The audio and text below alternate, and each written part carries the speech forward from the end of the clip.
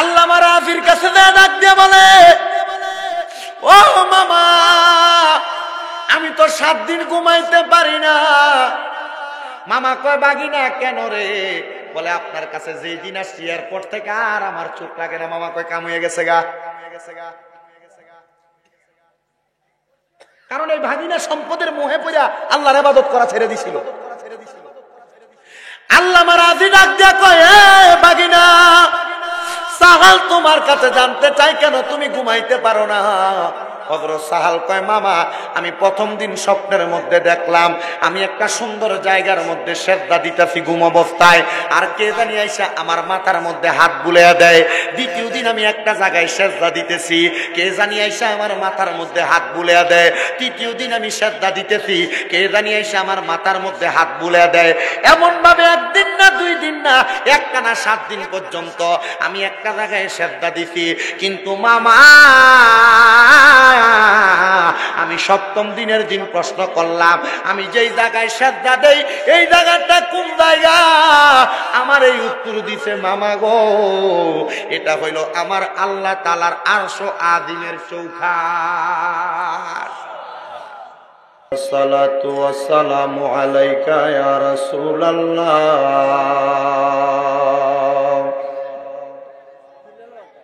আসসালাতু ওয়াসসালামু আলাইকা ইয়া হাবিবাল্লাহ,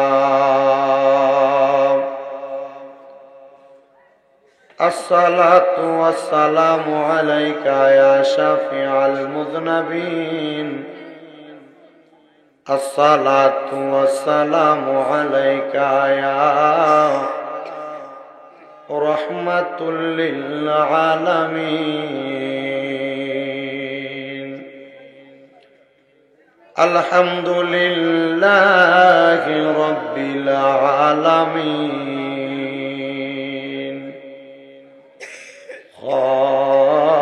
খালিকিস সামাওয়াতি ওয়াল আরদি,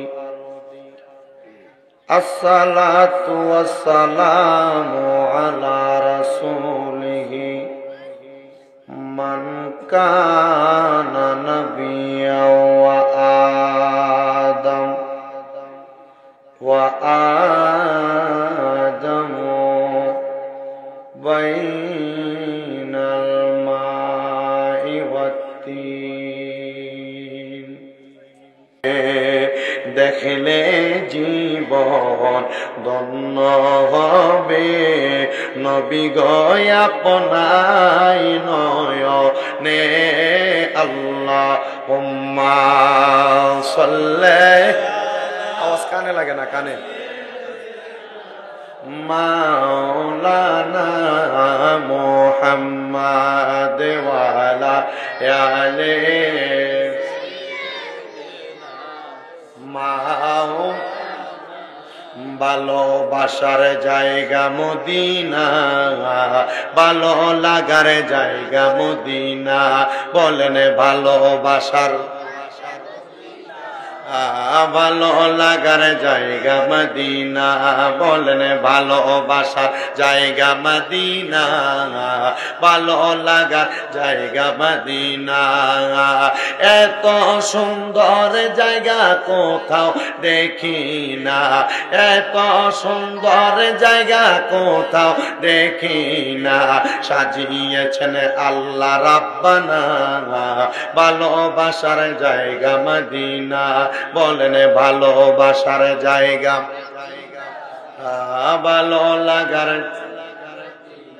জোরে কন্যা আসেনি, জোরে কোন, ভালোবাসার জায়গা মদিনা, ভালো লাগার জায়গা মদিনা, বলেন ভালোবাসার, একটু সুইচটা দাও, ওই যে লালটা, ভালো লাগার জায়গা মদিনা, মদিনা শরীফে দয়ার খাজিনা, মদিনা শরীফে দয়ার খাজিনা, আশিকে ছাড়া অন্য বোঝে না, ভালোবাসার জায়গা মদিনা, বলেন ভালোবাসার জায়গা মদিনা, ভালো। তুমি কি মেকানিক? মেকানিক উনিও কি আপনার লগে? তুমি যে এখন বাড়াই দিছো, সাউন্ড আছে, ওন কালার কিছু সাউন্ড ঠিক করো। শোষো করতেছে, সাউন্ডটা একটু ঠিক করো, মানে ইকুটা কমাইলাম, কমাইয়া হালকা ডিলের সাউন্ডটা মাঝখানেরটা দিলে ডিলের সাউন্ডটা ইকুটা একটু কমাই। তুমি কিন্তু কমাও না, তুমি যে সিপসিপ এটা আমি বুঝি, কিন্তু আমি এটি বুঝি। সাউন্ড একবার নিট অ্যান্ড ক্লিন করে দাও, মানে আমার শুধু সাউন্ড হইলে চলবো, বুঝুনি কাহিনীটা। তাহলে বলেন ভালোবাসার জায়গা মদিনায়, বিশ্বাস আসেনি অন্তরে? তাহলে মোহাব্বতের আওয়াজে জোরে জোরে পড়েন, ভালোবাসার জায়গা মদিনা, ভালো লাগার জায়গা মদিনা। বলেন ভালোবাসার, ভালো লাগার জায়গা মদিনা, মদিনা শরীফি দয়ার খাদিনা, মদিনা শরীফি দয়ার খাদিনা। আশেক ছাড়া অন্য বোঝে না, ভালোবাসার জায়গা মদিনা। আল্লাহুম্মা সাল্লি মাওলানা মুহাম্মাদ ওয়া আলা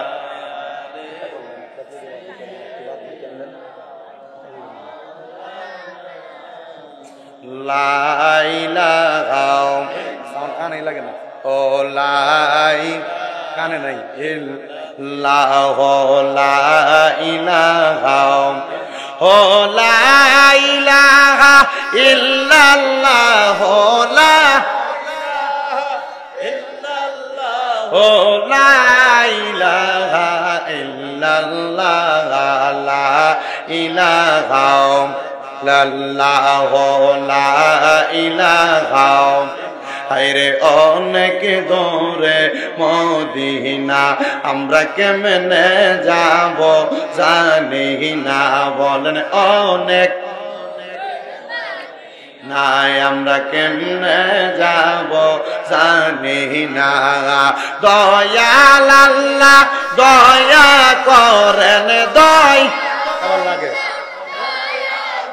রেন নসিবি করেন মদিনা। লা ইলাহা লা ইলাহা। বন্ধু নামাজে রোজা চাইরো না, তোমরা মা বাবার খেদমত চাইরো না। আমার নবীর দরুদ বইল না, আমার নবীর,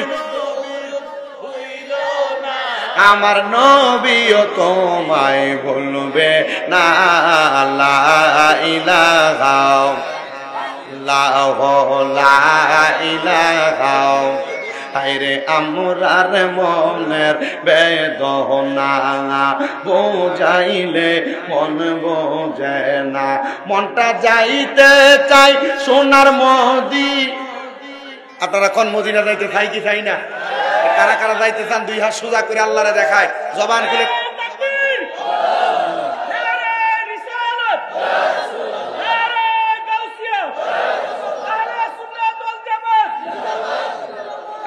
আসলে মদিনা যেতেন চাননি?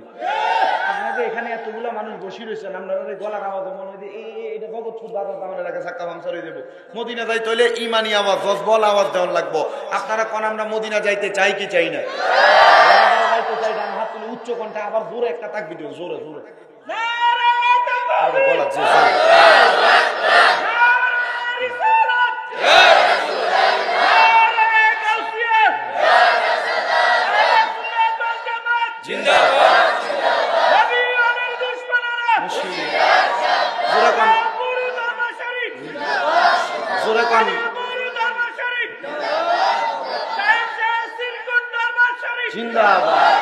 জোরে কোন মারহাবা।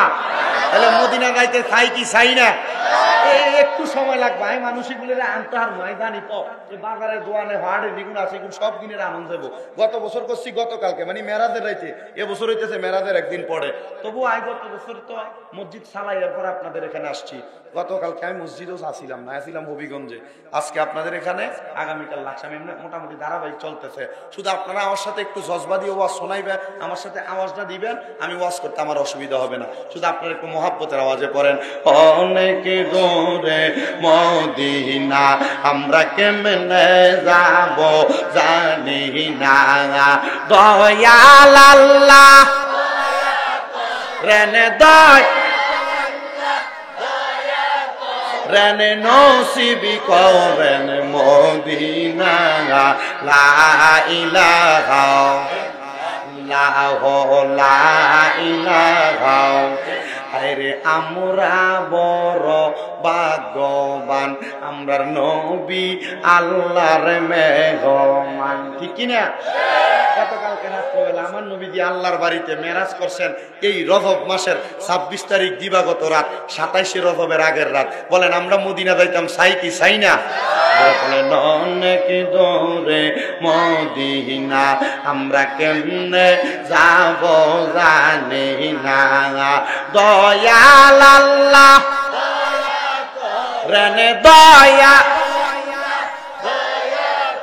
রেনে নসিবি করেন মদিনা লা ইলাহা লা ইলাহা লা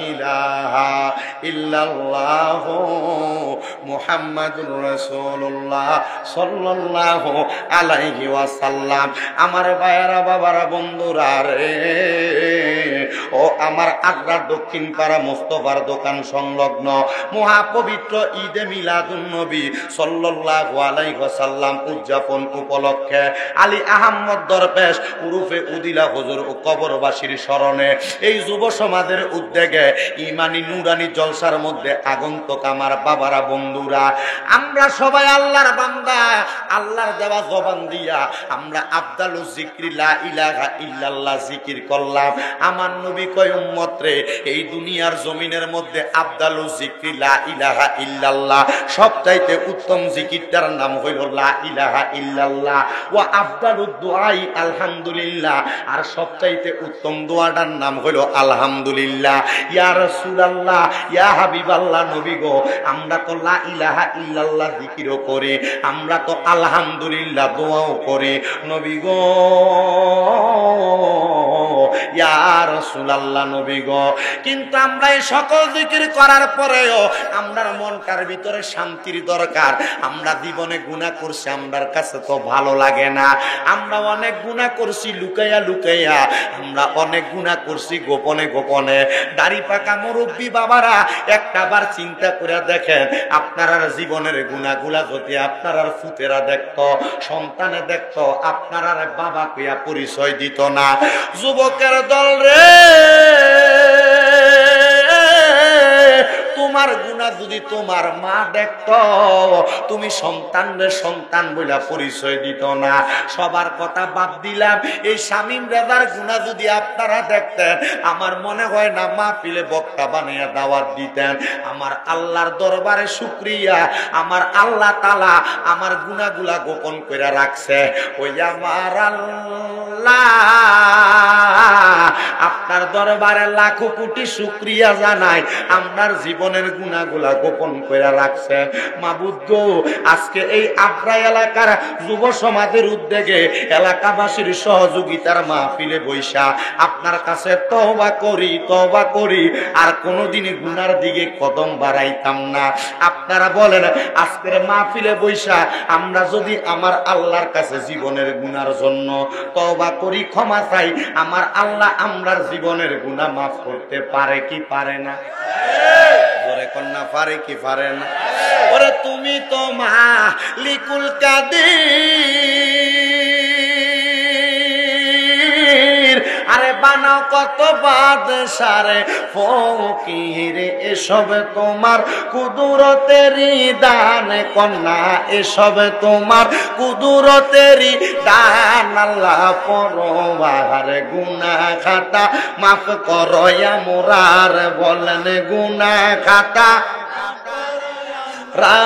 আল্লাহ পরওয়ার গুনাহ খাতা মাফ করো মোরার না চাই না কইরাছি গুনাহ মাফ কইরা দাও সাইরা বানা তুমি সারা কে আছে আমার বলেন তুমি সারা কে আছে বান্দার তুমি যদি মাফ না করো যাইবই আমরা কারো দ্বারে তুমি যদি যাইবই আমরা কারো দ্বারে দয়া করো রহিম রহমান বলেন দয়া করো রহিম রহমান আল্লাহ পরোয়ার গুনাহ খাতা মাফ করো আমার বলেন গুনাহ খাতা মাফ করো আমার আল্লাহ পরোয়ার গুনাহ খাতা মাফ করো আমার তোমার যত বান্দা আছে নারী বলো পুরুষ বলো ইবাদতে করে যে তোমার আল্লাহ ইবাদতে করে যে তোমার নারী পুরুষ বান্দা যত তুমি আল্লাহ ক্ষমা করো নারী পুরুষ তুমি আল্লাহ ক্ষমা করো তুমি সারা নাইকে গো বান্দার বলেন তুমি সারা নাইকে গো বান্দার আল্লাহ পরোয়ার গুনাহ খাতা মাফ করো আমার কন্যা গুনাহ খাতা আল্লাহ পরোয়ার গুনাহ খাতা আত্রা এলাকার মা বোনেরা গো তোমার পেটের সন্তানের মতো আমি শামীম রেজা গত বছর মেরাদুন নবীর রাতে ওয়াজ শুনে গেলাম আবার ওই বছর চলে আসছি গো মা জীবনে অনেক অন্যায় হয়েছে গুনাহ হয়েছে গো মা একটু তাড়াতাড়ি ওয়াজটা শোনার জন্য মুনাজাতে দোয়া করার জন্য তুমি রেডি হইয়া যাও এরে আমার আত্রা এলাকার জপরদার অন্তরালের মা বোনেরা ওয়াজ শুইনা যদি জীবন পরিবর্তন করতে পারো আমি আমার আল্লাহর কাছে বলতে পারবো আল্লাহ গো ওই আদ্রা এলাকার মা বোনেরা আমি গুনাহগারের জবান দিয়া দুইটা কথা শুইনা গুনাহ করা বন্ধ করছে আল্লাহ যদি আমি শামীম রাজারে জান্নাতে না দেয় তোমরা আমার কথা শুইনা জান্নাত পাওয়ার কারণে যদি তোমরা আমারেও সুপারিশ করে জান্নাতে নিয়ে যাও আমার আল্লাহ আমারেও মাফ কইরা দিব এলাকার ভাই বাবা দিরা রে দোকান পাটের মধ্যে বৈশা রইছ আর কতকাল দোকান পাটে বৈশা থাকবা আজকের মাহফিলের মধ্যে আমরা একটু পরে জীবনের গুনাহগুলা মাফ করানোর জন্য আমার আল্লাহ তাআলারে জবানটা খুইলা ডাকবো আসুনারে ভাই জীবনের গুনাহগুলা মাফ করানোর জন্য আমরা আমার আল্লাহ তাআলারে ডাকবো কেউ জবান বন্ধ রাখেন না আমরা যারা জীবনে গুনাহ করছি যাদের গুনাহ আছে তাদের কাছে আমার দাবি আছে যদি বলেন আপনার গুনাহ নাই আপনার কাছে আমার কোনো দাবি দাপ্পা নাই যদি গুনাহ থাকে মোহাব্বতের আওয়াজে জীবনের গুনাহগুলা মাফ করানোর জন্য আমার আল্লাহ তাআলার ইসমে জাতের জিকিরের মধ্যে মশগুল হয়ে যান আর জবান খুলে জোরে জোরে আল্লাহর ডাক দেন আর করেন আল্লাহ আল্লাহ আল্লাহ আল্লাহ আল্লাহ আল্লাহ আল্লাহ আমার জায়গা হবে নিয়ে আমার মরা লাশের জায়গা মসজিদের পাশে আমার কবর দিও কইরা আমার জায়গা হবে নিয়ে মাশাআল্লাহ আল্লাহ আল্লাহ জবানটা খুইলা আমার জায়গা হবে নিয়ে আমার মরা লাশের লাইগা মসজিদের পাশে আমার কবর দিও কইরা আমার জায়গা হবে নিয়ে মারহাবা আল্লাহ আল্লাহ জগৎ বাসী রে আমি তোমার ছেলে সন্তান কয়দিনের লাগিয়া মরার পরে সবাই আমায় যাবে রে বলিয়া জগৎবাসী রে আমি তোমার ছেলে সন্তান কয়দিনের লাগিয়া মরার পরে সবাই আমায় যাবে রে বলিয়া কষ্ট হইল 3.5 হাত মাটি দিও কইরাই আমার জায়গা হবে নিয়ে আমার জায়গা হবে নিয়ে আমার মরা লাশের জায়গা মসজিদের পাশে আমার কবর দিও কইরা আমার জায়গা হবে নিয়ে মাশাআল্লাহ আল্লাহ আল্লাহ আল্লাহ এলাকা বাসী রে আমি যেদিন যাব মারা দুনিয়া সারিয়া ভাই বন্ধু আত্মীয় স্বজন যাবে রে বলিয়া আইরে তোমরার দুয়ার মাঝে শরীক রাখিও করিয়া আমার জায়গা হবে নিয়ে আমার জায়গা হবে নিয়ে আমার মরা লাশের লাইগা মসজিদের পাশে আমার কবর দিও কইরা আমার জায়গা হবে নিয়ে আল্লাহ আল্লাহ এলাকা বাসী রে আমি যেদিন যাব মারা দুনিয়া সারিয়া গায়ের রঙিন জামা কাপড় নিবে রে খুলিয়া সাদা মার্কিন কাপড় আমায় সাদা মার্কিন কাপড় আমায় দিও রে পরাইয়া আমার জায়গা হবে নিয়ে আল্লাহ আল্লাহ আল্লাহ আল্লাহ লা ইলাহা ইল্লাল্লাহ মুহাম্মাদুর রাসূলুল্লাহ সাল্লাল্লাহু আলাইহি ওয়াসাল্লাম জবান খুলে পড়েন সাল্লাল্লাহু আলাইহি ওয়াসাল্লাম সকলে উচ্চ কণ্ঠে জবান খুলে জোরে পড়েন আলহামদুলিল্লাহ মুআজ্জিজ সদরে মুহতারাম আমি বলতেছি দিগার আজকে এই কুমিল্লা জেলার অন্তর্গত বরুড়া থানাধীন আদ্রা আলী আহমদ দরবেশ উদিলা হুজুর কবরবাসীর স্মরণে মাগফিরাত কামনায় যুব সমাজের উদ্যোগে ইমানি নুরানি জলসার যিনি সম্মানিত প্রধান অতিথি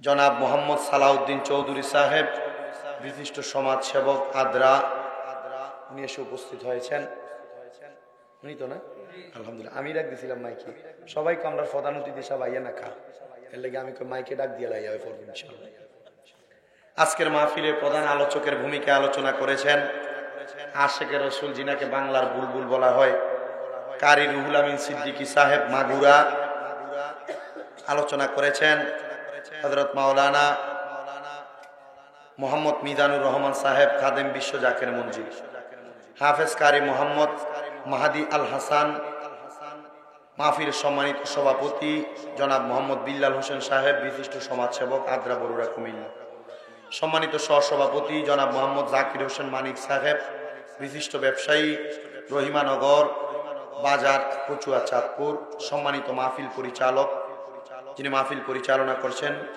মাওলানা আবু সুফিয়ান পাটোয়ারি জিলন সাহেব এবং মাহফিলের ডাইনে বামে সামনে পেছনে বিশেষ করে সোশ্যাল মিডিয়ার মাধ্যমে দেখনেওয়ালা শুননেওয়ালা সকল ভাই বাবারা পর্দানশিনী আমার মা ও বোনেরা আল্লাহ পাক রব্বুল আলামিন আজকে আল্লাহর কোরআন রসুলে পাকের হাদিস এবং আউলিয়া কেরামের শান ও আজমতের উপরে দুই একটা কথা আমাকে বলার আপনাদেরকে শোনার মতো ব্যবস্থা আল্লাহ যাদের যাদের মাধ্যমে করে দিয়েছেন তাদেরকে সহ আল্লাহর দরবারে শুকরিয়া আদায় করে একটা বার মোহাব্বতের আওয়াজে পড়েন তো আলহামদুলিল্লাহ।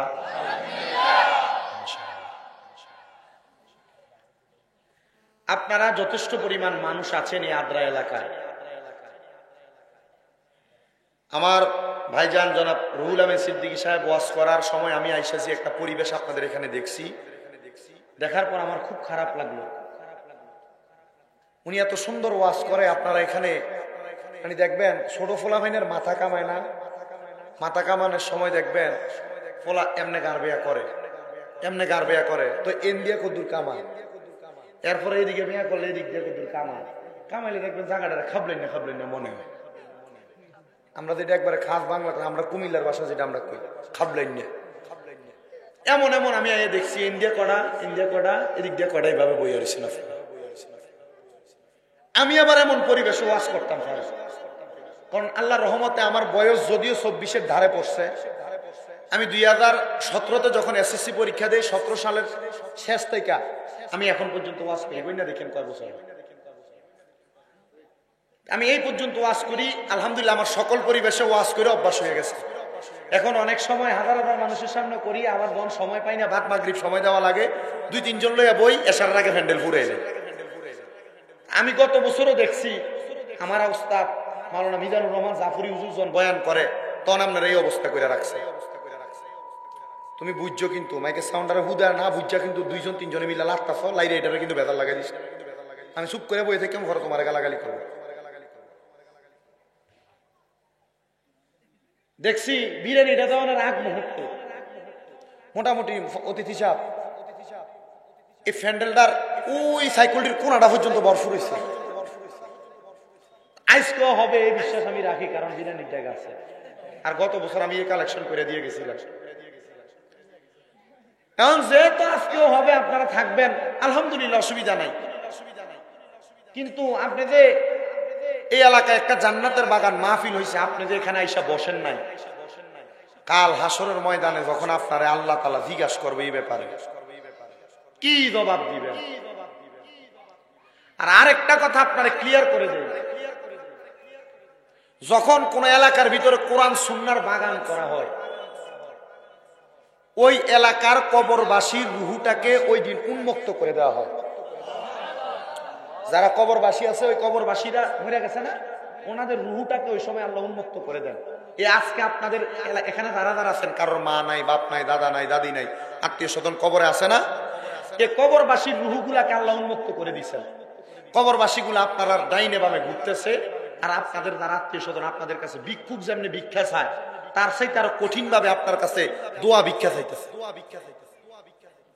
বলতেছে, হে এলাকার মানুষ, তোমরা আমারে একটু কিছু দিয়া সহযোগিতা করো, একটু কিছু দিয়া সহযোগিতা করো। ওই কিছুটার কিছু না, ওই কিছুটা হইল ঈসা আলাইহিস সালাম, তাদের জন্য দোয়া কামনা করা। আল্লাহ জাল্লা শানু যেন আমাকে এবং আপনাকে, বংশের মানুষ যারা কবরে, সবার জন্য আজকের মাহফিল থেকে দোয়া করার তৌফিক দেয়। জোরে কোন আমিন। আমি আমার ওয়াজ শুরু করার আগে একটু আপনাদেরকে নিয়ে আরো একটু কথা বলি। আপনারা বলেন, এলাকাতে সম্পদের মালিক অনেক আছে না? বিল্ডিং আছে, বাড়ি আছে, গাড়ি আছে, জায়গা সম্পদ আছে, বিদেশ করে টাকা বানাইছে, এমন অনেক আছে না? কিন্তু এই টাকা বানানোর পরেও কিছু মানুষ এই সম্পদের মালিক হওয়ার পরেও নাজাত পাবে না, জান্নাত পাবে না। কেন? কারণ তারা সম্পদের মোহে আবৃত হইয়া, সম্পদের চাদরে আবৃত হইয়া তারা তাদের মনিবকে স্মরণ করা ভুলে গেছে। আমি সেই ধারাবাহিকতায় আপনাদেরকে নিয়ে একটু আলোচনা করব। সেই আলোচনা শুরু করার আগে আপনারা আমার সাথে আর কয়েকবার মর্তবা দুরূদ শরীফ আদায় করেন। আল্লাহুম্মা সাল্লি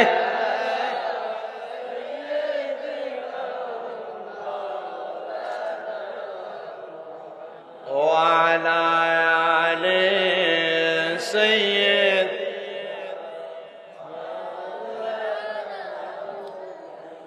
আমার বাবারা, বাবারা, বন্ধুরা, গভীর মনোযোগ অন্তরের কান লাগে শুনবেন। এই সম্পদের মায়ায় পড়ে গিয়েছিলেন আল্লাহ পাকের একজন বান্দা, যার নাম হযরতে সাহাল রাদিয়াল্লাহু তাআলা আনহু। উনি বলেন এই সম্পদ আমার আল্লাহর পথ থেকে এমন দূরে সরে আনিছে, আমি আমার আল্লাহ তাআলার ইবাদত করার মতো মন মানসিকতা আমার দুনিয়াতে ছিল না। আমি আমার সম্পদের বাহাদুরিতে বছরের 365 দিনটা আমি কাটিয়ে দিতাম, কিন্তু হঠাৎ করে আমি সাহালের একজন মামা, যার নাম হলো হযরতে আল্লামা রাজি রহমতুল্লাহ আলাইহি, আল্লামা রাজি আইসা আমি বাগিনারে ডাক দিয়া কয়, এরে সাহাল, আমার আল্লাহ তো তোমারে অনেক সম্পদ দান করছে, বাগিনা তোমার কাছে আমি কোনো সম্পদ চাই না, কোনো টাকা চাই না, কোনো পয়সা চাই না, আমি তোমার কাছে একটা জিনিস চাই। বলে মামা কি চান? বলে আল্লাহ তাআলা এই 365 দিন সময় তো তুমি অতিবাহিত করো, এই 365 দিন সময় তাইকা তুমি আমি মামারে মাত্র একদিন সময় দিবা, মানে 24 ঘন্টা সময় দিবা, আমি তোমার কাছে 24 ঘন্টা সময় চাইয়া নিতেছি। ওই হযরতে সাহাল ডাক দিয়া কয়, মামা আপনি আমাকে এই কথা বলেছেন, আপনি একজন ভালো আলেম, আপনার কথা তো আমার রাখাই লাগে। হ্যাঁ ঠিক আছে মামা, আপনার কথা মোতাবেক আমি আপনাকে মাত্র একদিন সময় প্রদান করব, মানে সকাল থেকে রাত্র আগামীকালকে সকাল পর্যন্ত সময় প্রদান করবে। ওই সাহাল তার মামার কথা শুই না গো ডাক দিয়া কই, মামা আগামীকালকে সকাল থেকে আমি আপনাকে সময় দিতে রাজি আছি।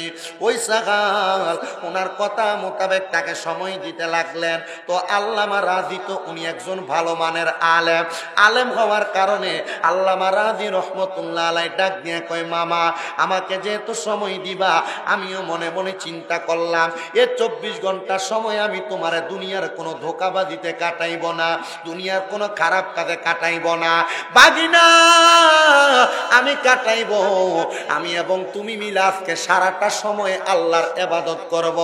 ওই বাগিনা কয়, মামা গো আপনি বলেছেন আল্লাহর ইবাদতে সময় কাটাইবেন, যদি আপনি আল্লাহর ইবাদতে সময় কাটাইতে চান তাহলে আমি তো ইবাদত করার জন্য প্রস্তুত না। বলে কেন রে বাগিনা, কেন এই কথাটা বললা? বলে মামা আমার দেহের মধ্যে ওযু নাই।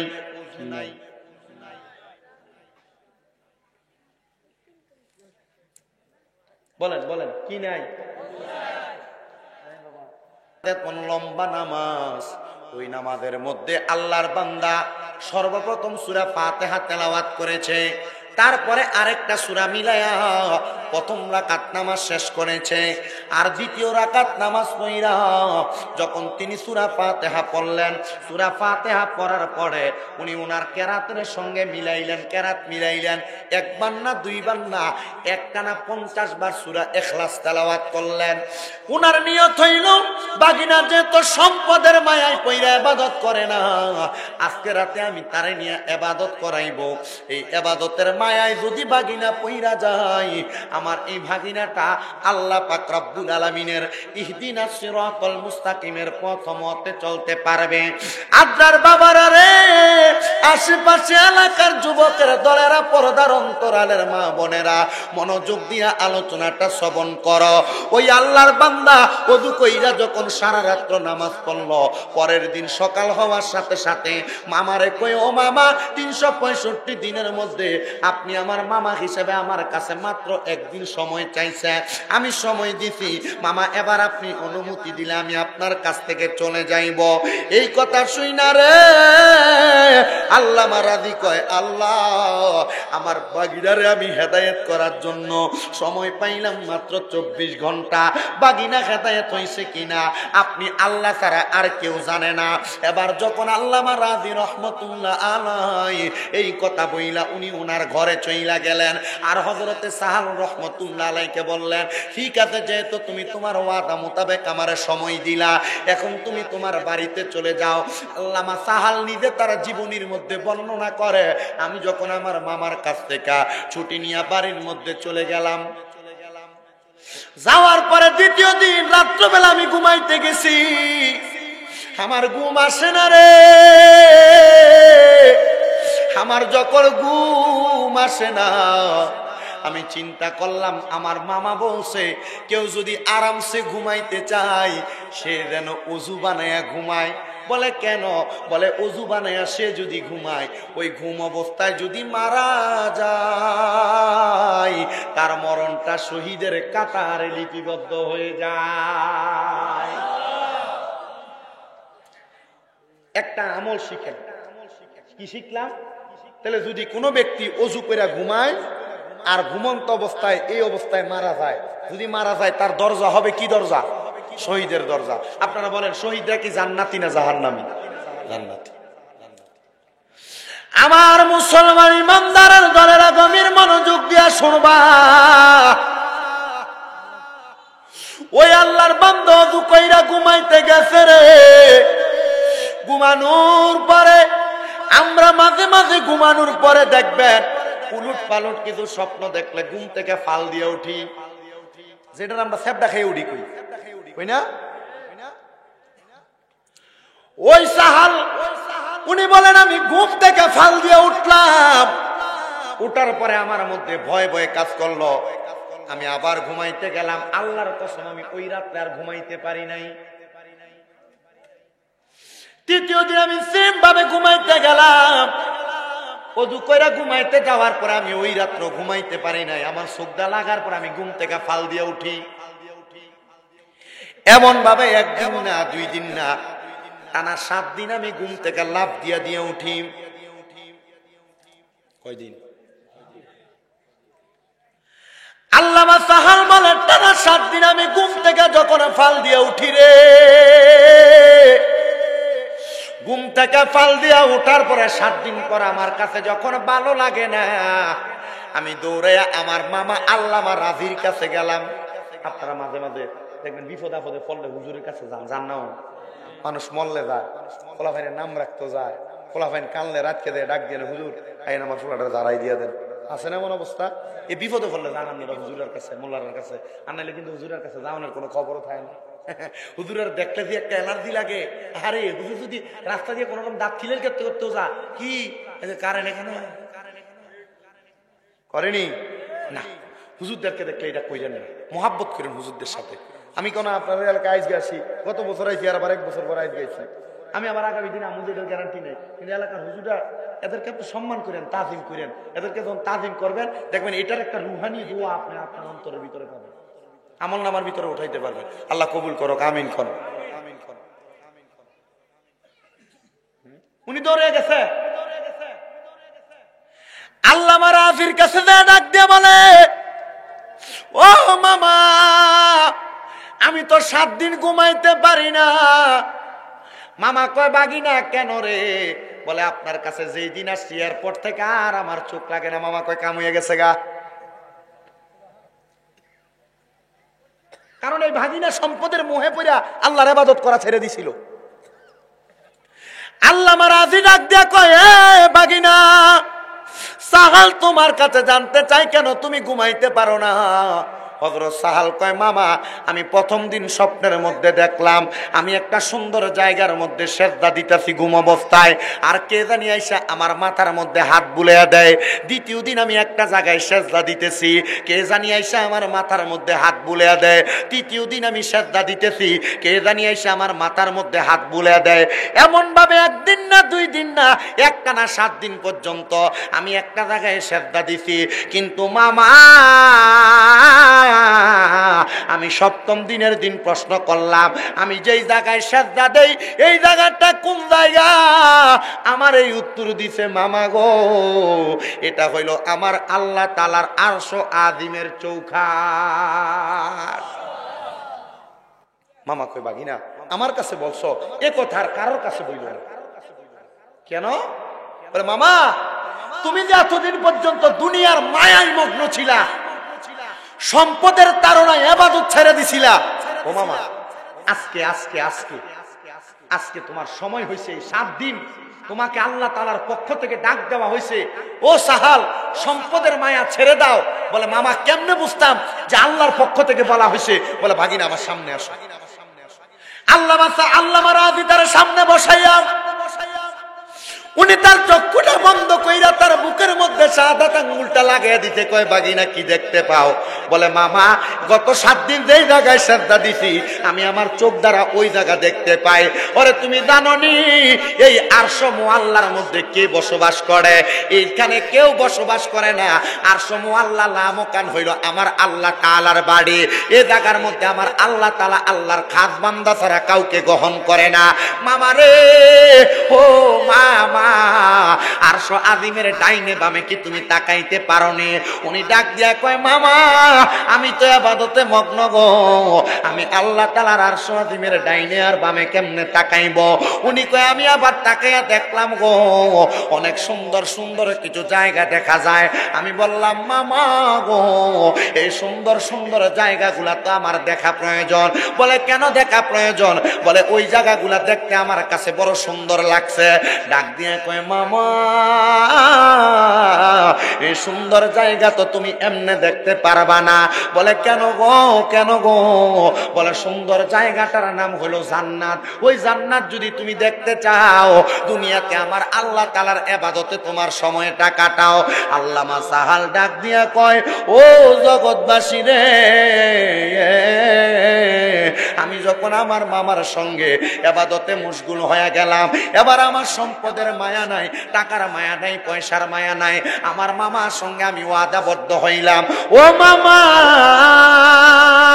মামা গো আপনি যেহেতু আমারে বললেন আমি সম্পদের মায়া ত্যাগ করার জন্য, এখন থেকে আর সম্পদের মায়া আমার মাঝে রাখলাম না, আমি আমার আল্লাহ তাআলার ইবাদতে আমার সময় কাটাইব। বলে তাইলে তুমি তোমার সম্পদগুলা কি করবা?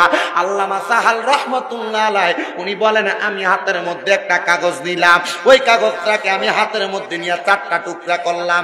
4টা টুকরা যখন করলাম ওই কাগজগুলার মধ্যে আমি আমার বাড়ির নামটা লিখলাম, একটা কাগজের মধ্যে আমি আমার ওটের নাম লিখলাম, একটা কাগজের মধ্যে আমি আমার জায়গার নাম লিখলাম, একটা কাগজের মধ্যে আমি আমার বকরির নাম লিখলাম।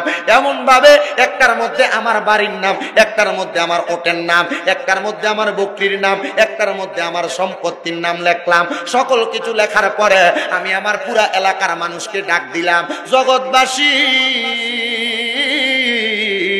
ও জগৎবাসীরা তোমরা একটু আমার বাড়ির সম্মুখে চলে আসো। তোমাদের মধ্য থেকে 4 জন ব্যক্তি আমার সম্মুখে আসবা। বলে কেন গো হুজুর? বলে অন্য কোনো কারণে না। ও কি কারণে রে? বলে আপনারা সামনে একটু আইসা দেখেন না, ওই 4টা কাগজকে আল্লামা সাহারাদির বাগিনা হযরতে সাহাল রহমাতুল্লাহ আলাইহি একসাথে বইটা আমরা লটারির মতো দেই, উনি ওনার সম্পদগুলার নামটা লেখা লেখা 4 জনের সামনে ফালাইছে। ডাক দিয়া আপনারা 4 জন এখান থেকে 4টা কাগজের টুকরা নেন। কয়টা? 4টা কাগজের টুকরা নিচ্ছেন। নেওয়ার পরে বলছেন কার ভাগে কি পড়ছে বলেন। একজন বলে আমার ভাগে তোমার জায়গা পড়ছে, আরেকজন বলে তোমার সুন্দর বাড়ি, আরেকজন বলে এই জায়গার ভিতরে তোমার ওট, আরেক জায়গায় তোমার বকরির নাম উঠছে। আল্লামা সাহাল রহমতুল্লাহ আলাইহি, হযরত সাহাল রহমতুল্লাহ আলাইহি উনি বলে এই সম্পত্তিগুলা তুমি তোমার জিম্মাদারিতে রাইখাই 3 জন 4 জন আমার এলাকার মানুষকে বন্টন করে দাও। এলাকার মানুষকে কি রে? সাহাল এত সম্পদের পাগল ছিল, সে তার সম্পদ মানুষকে দিয়ে দিতেছে, কারণ কি?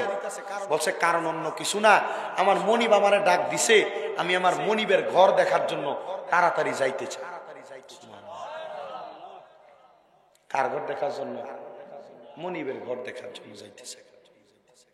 মক্কা দেখনেওয়ালা একটা পাগলের কথা বলবো, আশেকের কথা বলবো, মদিনা দেখতেওয়ালা আরেকটা আশেকের কথা বলবো, বইলে ওয়াজ শেষ করবো।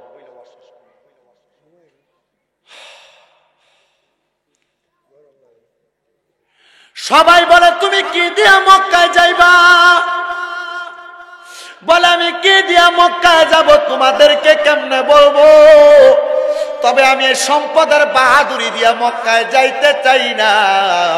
বলে কেমনে যাইতে চাও? বলে আমি আমার দেহের শক্তি দিয়া মক্কায় যাইতে চাই। এলাকার সম্পদওয়ালারা, এলাকার টাকাওয়ালারা, এলাকার ক্ষেত পাথরের মালিকেরা, এলাকার ব্যাংক ব্যালেন্স ওয়ালারা তুমি তোমার সন্তানেরা তোমার সম্পদ দিয়া কবরে চইলা যাইবা, তোমার সন্তানেরা এই সম্পদ দিয়া সম্পদের মধ্যে গান বাজনা করবে, তোমার কবরে গুনাহ যাবে। সম্পদের অপব্যবহার করবে, তোমার কবরে গুনাহ যাবে। এজন্য তোমাদের কাছে আবদার, এই সম্পদ তোমার সন্তানকে দিবা সত্য কথা। সন্তান আত্মীয় স্বজনকে দেওয়ার আগে সম্পদের একটা কন্যা দিয়ে একটু বেচো আগে, বেচা আমার আল্লাহর ঘরটা তাওয়াফ করার ব্যবস্থা করো। না আপনি আপনার ফুতের 10 বয়সী ঘন্টা টাকা দিয়ে দেবেন, এই ফুতেতে আপনার এমনও ফুতেতে আছে, অনেক মুরব্বী আছে দিগান, এবার বাপ্পার কবরের সামনে নিয়ে দিলে বাপের কবর কোনটা দেয় তো কথা কিটা ঠিক আছে নি কথা। এমনও দাদার নাতি আছে জিগান, তে তার দাদার কবর চিনে না, জানে এই কবরস্থানে মাটি দিছে, শুধু এর দূরে যান। আপনাদের জায়গা জমিগুলা দিয়ে যাবেন, আপনার সন্তান যদিও কবরটা চিনে, কিন্তু তার সন্তান কিন্তু আপনার কবরটা চিনবে না। কথা ঠিক আছে না? রে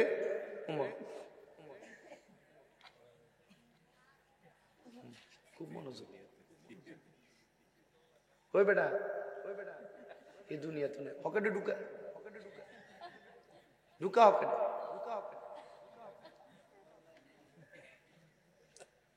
তাহলে এই জায়গা জমির মালিক যারা আছেন, আপনার কাছে আমি একটা আবদার করে দেওয়া যায়, সন্তানদের কাছে আপনার নাতিপতির কাছে জায়গা ভাগ করে দেওয়ার আগে জায়গার এক কোনা দিয়ে কত বেচালাম, কি কথা কয় না, বেচা অনকালা উমরা হজ করতে, মিনিমাম উমরা হজটা করতে 1,35,40,000 টাকা লাগে। তাড়াতাড়ি মক্কার ঘর দেখে আসেন, আল্লাহর ঘর। জীবনে গুনাহ অনেক করছেন, আল্লাহ মাফ করেছেন, তবে সাবধান, মানুষের হক খাইয়া যাইয়েন না, ভাইয়ের জায়গা দখল করে যাইয়েন না, কেউ ওজনে কম দিয়ে যাইয়েন না, কেউ টাকা মাইরে খাইয়া যাইয়েন না। এই হজ আল্লাহর কাছে কবুল হইতো না, ঠিক আছে নি?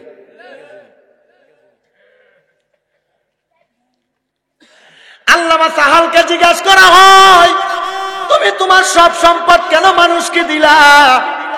বলে আমি মানুষকে দিছি, এই সম্পদের মধ্যে হালাল আছে না হারাম আছে এটার গ্যারান্টি আমি দিতে পারবো না, এজন্য আমি এগুলা সওয়াবের নিয়তে দেই নাই রে। এই সম্পদগুলা আমি মানুষের মাঝে দিছি, সওয়াবের নিয়তে না, মানুষ যেন এগুলা নিয়ে যায়, এগুলা আমি ব্যবহার করতে পারবো না। আপনারা অনেকে ব্যাংকের মধ্যে টাকা রাখেন, যেই দেশের মধ্যে কেন্দ্রীয় ব্যাংক সুদ ব্যবস্থার আওতার মধ্যে, ওই দেশের মধ্যে সুদ ছাড়া কোনো ব্যাংক নাই। কথা কি বুঝতে পারছেন? আপনার হিসাব দিব, দেখবেন অমুক ব্যাংক অমুক ব্যাংক সুদ নাই, এখানে মুনাফা চলে, মুনাফা হেডে হেডে এমনি আর কি, বুঝছেন না আপনি কাহিনী? আপনি সেভিংস অ্যাকাউন্ট খুলবেন, বছর শেষে আপনার অ্যাকাউন্টে কিছু টাকা যোগ হবে, কথা কি বুঝছেন? আপনি কারেন্ট অ্যাকাউন্ট খুলবেন, এটার মাধ্যমে কিছু টাকা কাটশিট হবে। তা আমি আমার এক উস্তাদ দিদি গেলাম, হুজুর ওয়াজ মাহফিল দিয়ে তো করি, কিছু টাকা তো ব্যাংকে রাখুন লাগে। হুজুর এখন 1 বছর পরে আমি রাখছি 6,30,000, হুজুর আটকা দিয়ে আমার অ্যাকাউন্টে কটা টিয়া ইয়ে তো কইছে কই থেকে জানি। হুজুর কয় তোমার অ্যাকাউন্টে কি অ্যাকাউন্ট? হুজুর তারা খোলার সময় আমার কইছে এটা সেভিংস অ্যাকাউন্ট। কাম হয়ে গেছে কিটা সুদের টিয়া যোগ হয়েছে, তাই আমার 6,30,000 মার্ডার যোগ হয় না এমন মাঝে মাঝে। হুজুরে জি গেলাম, হুজুর এখন কি করার? যেহেতু তুমি ব্যাংকিং ব্যবস্থার মাধ্যমে তোমার টাকার নিরাপত্তার জন্য সেখানে রাখতেই হবে, কিন্তু তারা তোমার টাকাটারে বিভিন্ন মাধ্যমে খাড়াইয়া তোমার কিছু টাকা দেয়, যে টাকাটা যোগ হবে তোমার টাকায়, এই টাকাটা ব্যাংক থেকে তুলে ফেলবা। মনে করেন 10 লাখ টাকা রাখার পর আমার অ্যাকাউন্টে 2,000 টাকা এসে জমা হইল, উদাহরণস্বরূপ। হুজুর আমার বলছে এই টাকাটা উঠে ফেলবা, উঠাইয়া এই টাকাটা এলাকার কোন গরিব দুঃখী দিয়ে দিবা। তবে হ্যাঁ, শর্ত হইল সওয়াবের নিয়তে দেওয়া যাবে, সওয়াবের নিয়তে দেওয়া যাবে। এটা হইল ব্যাংকে টাকা রাখার সিস্টেম আর কি।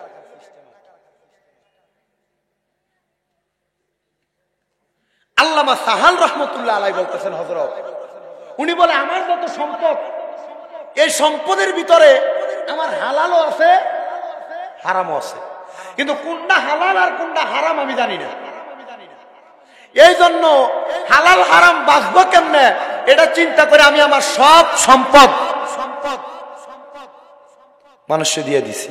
তবে আমি দান করি নাই, আমি সাওয়াবের নিয়তে দেই নাই, আমি এমনি দিয়ে দিছি। হযরত সাহাল বলে এবার আমি রওনা করলাম। দেখার শক্তি নিয়ে আমার খাওয়ার মতো আমার কাছে কোনো কিছু নাই। আমি আমার নফসরে বলতে লাগলাম। আরে বলে নফসরে বলতে লাগলাম, হুজুর নফস কোনটা? আরে বাবা রে, আপনারে গুনাহ করার জন্য আপনার ভিতর থেকে যে জিনিসটা ইঙ্গিত দেয় এটা করলে গুনাহ হইব, এটা হইলো একটা নফস। ভালো কাজ করার জন্য ভিতর থেকে একটা জিনিস ইঙ্গিত দেয়, এটা হইলো আরেকটা নফস। আবার ভালো কাজও করো না, খারাপ কাজও করো না, শুধু বইয়া বইয়া দেখবা, এটাও আরেকটা নফস। এগুলো আপনার শিক্ষা দেয় নফস। আল্লামা হযরতে সাহাল রাহমাতুল্লাহ আলাইহি ডাক দিয়া কয়, জগৎবাসী রে, আমি তখন আমার নফসকে বললাম, নফস মক্কার ঘর আল্লাহর কাবা ঘরের গিলাফের মধ্যে যতক্ষণ না ধরতে পারবো ততক্ষণ পর্যন্ত তুমি নফসরে আমি কোনো খাবার দিতাম না, আমি সারাক্ষণ রোজা রাখবো। নফস এবার বলতেছে, আপনি যদি আপনার মনিবরে পাওয়ার জন্য আপনি এত কষ্ট করে আপনার দেহরে খানা না দেন, আল্লাহর কসম আমি আমার এই নফস কোনো খাবার গ্রহণ করতে চাই না। কিন্তু আল্লামা সাহাল রাহমাতুল্লাহ আলাইহি যখন হযরতে সাহাল রাহমাতুল্লাহ আলাইহি যখন মক্কা শাম দেশ এবং মক্কার মধ্যবর্তী জায়গার মধ্যে গেলেন, যাওয়ার পরে পরে ওই নফস ভিতর থেকে ইঙ্গিত দেয়, মানে জিহ্বার মধ্যে আমরা যে লালসটা লাগে, আরে আজকে দুপুর বেলা যদি গরুর গোশত দিয়া ভাত খাইতে পারতাম, এটা কিন্তু আপনার মনে চায় না, এটা আপনার নফস আপনারে মনে করাইয়া দেয়। কে মনে করাইয়া দেয়? নফস। আটকা মন চায়, হারি আজকে তুই মাইরা দিয়ে আলু দিয়ে হুটকি দিয়ে খাইতে পারতাম, কি ভালো লাগলো। এটা কিন্তু আসলে আপনার মন চায় না, ভিতরে আপনার নফস নামক একটা রিপু আছে, এটা আপনার ইঙ্গিত দিয়ে আছে। জিহ্বার ভিতরে এই সাদরা জাগাইয়া দেয়। আল্লামা সাহালের নফস তার জিহ্বার মধ্যে জাগাইয়া দিতে, সাহাল আমার মন চাই একটু রুটি খাওয়ার জন্য আর সামান্য মাছ খাওয়ার জন্য। দুইটা দুই রকমের জিনিস না, রুটি আর মাছ খাওয়ার জন্য আনকমন দুই জিনিস খাইতে মন চায়।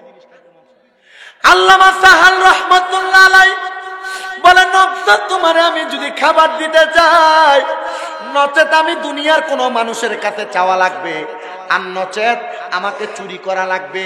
আমি দুনিয়ার কোন মানুষের কাছে চাইতে পারবো না যে জায়গার মধ্যে আমার আল্লাহ আমারে কোনো কিছু দেয়। সুবহানাল্লাহ কন্যা। যে জায়গার মধ্যে আমার আল্লাহ আমারে কোনো কিছু দেয়, ওই জায়গায় আমি দুনিয়ার কোনো মানুষের কাছে কিছু চাইতে পারবো না। আর দুই নাম্বার, আমি কোনো মানুষের কাছে চুরি করতে পারবো না। এই চুরি করা হইল মহাপাপের জিনিস। ও মুসলমান নবীর উম্মতের দলেরা মনোযোগ দিয়ে শুনবেন।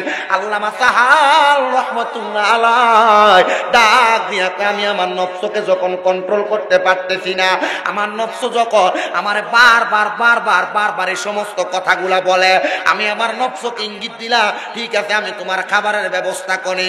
আল্লামা সাহাল বলে, শাম দেশ এবং মক্কা নগরীর মরুভূমি নামক প্রান্তরের মধ্য থেকে আমি একটা গ্রামের মধ্যে প্রবেশ করলাম। প্রবেশ করার পরে ওই গ্রামের মধ্যে দেখলাম একজন খ্রিস্টান ব্যক্তি। কি ব্যক্তি?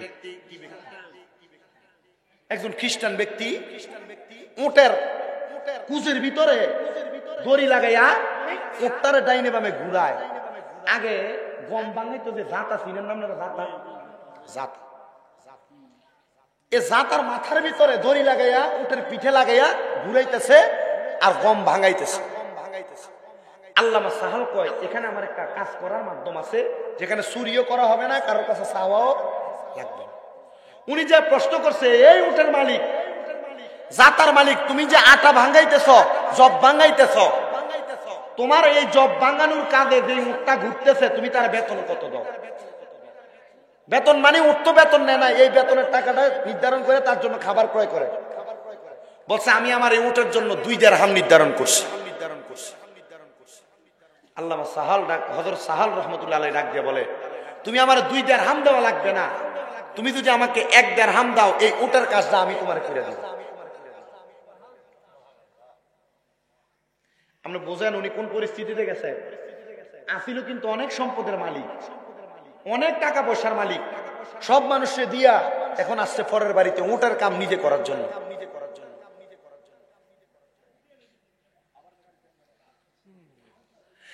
আল্লাহ হযরতে সাহাল ডাক দিয়া বলে, আপনি রাজি কিনা?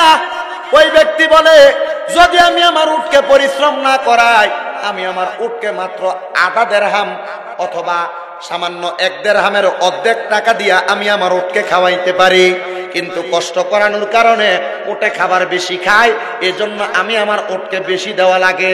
উনি বলে ঠিক আছে, যেহেতু আপনি 1 দেরহাম দ্বারা আমার কর্ম সম্পাদন করবেন, আপনি আমার কর্মটা সম্পাদন করেন। আল্লামা সাহাল তার মাথার মধ্যে দড়িটা বাইন্দা আল্লামা সাহাল লাইগা গেলেন আল্লাহ পাক রব্বুল আলামিনের ওই বান্দা সুন্দর একটা কাজ করার জন্য। এলাকার মধ্যে অনেক পোলাপান আছে যারা কাজ করতে চায় না, কর্ম করতে চায় না, যারা জুডু করে ঘোরাফেরা করে, তাদের মা বাবা তাদেরকে নিয়ে বড় টেনশনে থাকে। শোনো, আল্লাহর বান্দা কেমন ভাবে মাত্র 1 দেরহামের জন্য তার সারাটা জীবনের কষ্ট পরিশ্রম তিনি এক জায়গার মধ্যে করতেছে, মাথার মধ্যে দড়িটা বান্দা ওই জাতাটারে ডাইনে বামে ঘুরাইতেছে। বলে আমি সকাল থেকে সন্ধ্যা পর্যন্ত আমি ওই জাতাটা ঘুরানোর পরে আমার 1 দেরহাম দেওয়ার পরে 1 দেরহাম দিয়া আমি অল্প কিছু আটা কিনা একটা রুটি বানাইলাম, আর অল্প কিছু টাকা দিয়ে দেরহাম দিয়া আমি একটা মাছ কিনা আমি আমার নফসরে খাইতে দিলাম। এবার আমি আমার নফসকে বললাম, নফস তুমি এখান থেকে মক্কায় যাওয়ার আগ পর্যন্ত আমার কাছে কোনো খাবার চাইবা না। এই নফস বলেছে মক্কায় যাওয়ার আগ পর্যন্ত আমার কাছে কোনো খাবার চাইবে না। এবার আল্লাহ হযরতে সাহাল যখন ওইখান থেকে চলে যায়, খ্রিস্টান উটের মালিক ডাক দিয়া কয়, ও সাহাল, ও আমার কাজের ব্যক্তিত্ব, তোমার কাছে আমি জানতে চাই, তুমি যে কাজটা করলা, আমি যদি একটা মানুষ দিয়ে কাজ করাইতাম আমার সর্বনিম্ন 10 দেরহাম বেতন দেওয়া লাগতো, তুমি সেই কাজটা মাত্র 1 দেরহাম দিয়া করলা, কারণটা তোমার কাছে জানতে চাই। উনি ডাক দিয়া বলে, আমি এই জন্য করেছি, আমার জন্য না, আমার নফস শুধু চাইছে সামান্য খাবার, আমার নফসকে তাজা করার জন্য আমি সামান্য খাবার চাইলাম, এই জন্য আমি 1 দেরহাম খরচ করলাম। বলে তুমি চাইলেও তো আমার কাছ থেকে 10 দেরহাম দাবি করতে পারতা। বলে না না না, আমি 10 দেরহাম দাবি করি নাই, কারণ আমি আমার মনিবের জন্য পাগল হইলাম। ও মুসলমান,